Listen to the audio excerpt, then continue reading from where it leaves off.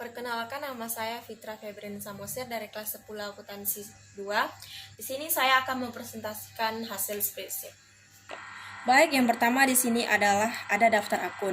Daftar akun atau bagan akun atau card of accounts adalah daftar semua akun yang digunakan dalam buku besar. Biasanya diurutkan menurut nomor akun. Fungsinya untuk mempermudah dalam proses pencatatan. Oke, di sini daftar akun saya buat secara manual karena ini sudah ada di dalam buku. Oke, lanjut, yang kedua adalah neraca saldo awal. Neraca saldo awal merupakan jumlah angka yang dimiliki perusahaan ketika pertama kali melakukan usaha dalam neraca. Neraca saldo awal ini saya buat secara manual juga karena sudah ada di dalam buku. Lanjut, yang ketiga yaitu jurnal umum. Jurnal umum adalah jurnal standar yang dibentuk secara umum. Jurnal sendiri merupakan catatan akuntansi permanen yang pertama setelah bukti transaksi dan digunakan untuk mencatat transaksi keuangan perusahaan secara kronologis. Baik, di sini jurnal umum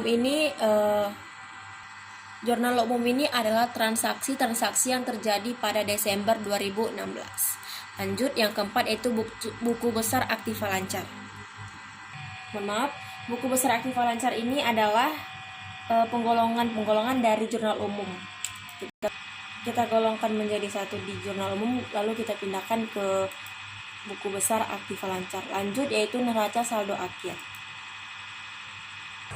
Neraca saldo akhir kita dapat dari pengurangan jurnal umum dengan, ada kesalahan. Kita mendapatkan neraca saldo akhir yaitu dari pengurangan neraca saldo awal dengan buku besar aktiva lancar. Jurnal penyesuaian ini adalah jurnal yang kita dapat dari kegiatan-kegiatan sebelumnya, karena jurnal penyesuaian ini adalah saldo yang sebenarnya. Oke, misalnya seperti ini. Baik, di sini akun. Kita bisa mendapatkan ini karena menggunakan rumus ini, yaitu lookup value.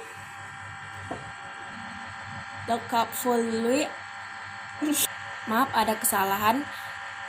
Rumus di sini adalah lookup value, yaitu kita ambil dari nomor akun, yaitu B7. Kemudian table array-nya kita blok seluruh daftar akun. Kemudian call index namanya itu numbernya ada 2, and wrong lookup-nya yaitu false. Terus kita klik OK dan hasilnya adalah biaya perlengkapan kantor. Kita lanjut ke neraca lajur. Neraca saldo ini kita dapat dari saldonya kita dapat dari saldo neraca saldo akhir, dan penyesuaian ini kita dapat dari jurnal penyesuaian. Kemudian yang NSP, yang debit kita dapat dari neraca saldo debit ditambah penyesuaian debit kemudian dikurang kredit, maka hasilnya adalah Rp20.145.000. Begitu juga dengan kredit. Lalu laba atau rugi kita dapat dari laba atau rugi kita dapat dari nomor akun 4-5, dan neraca kita dapat dari nomor akun 1-3. Kemudian saya lanjutkan dengan laba rugi. Laba rugi ini dihasilkan dari neraca lajur yang kita blok seluruh laba atau ruginya, dan inilah hasilnya. Lalu kita mendapatkan laba ini adalah kita kurang dari pendapatan jasa sampai ke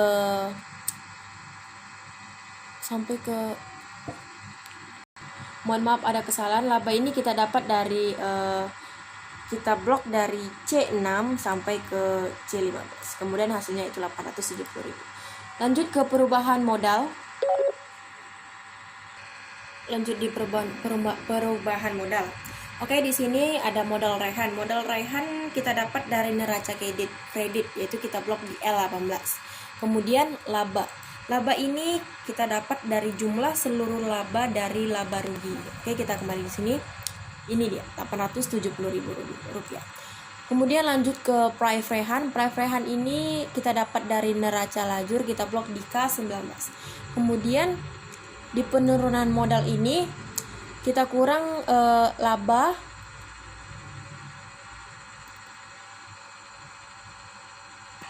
ada kesalahan. Penurunan modal kita dapat dari laba dikurang price rehan, maka hasilnya adalah min 4.130.000.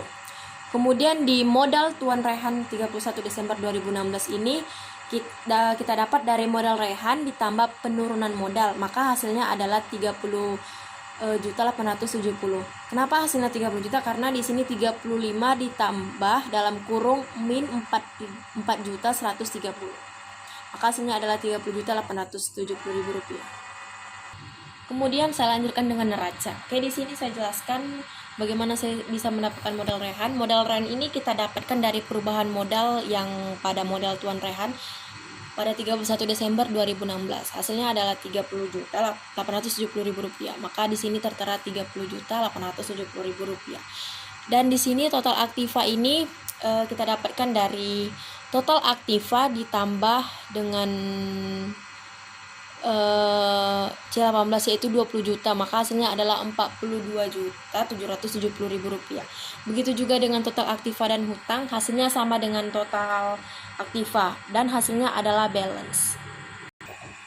Sekian hasil presentasi dari saya. Jika ada tutur kata yang salah atau penjelasan saya yang agak terbelit-belit, saya minta maaf. Saya akhiri dengan selamat.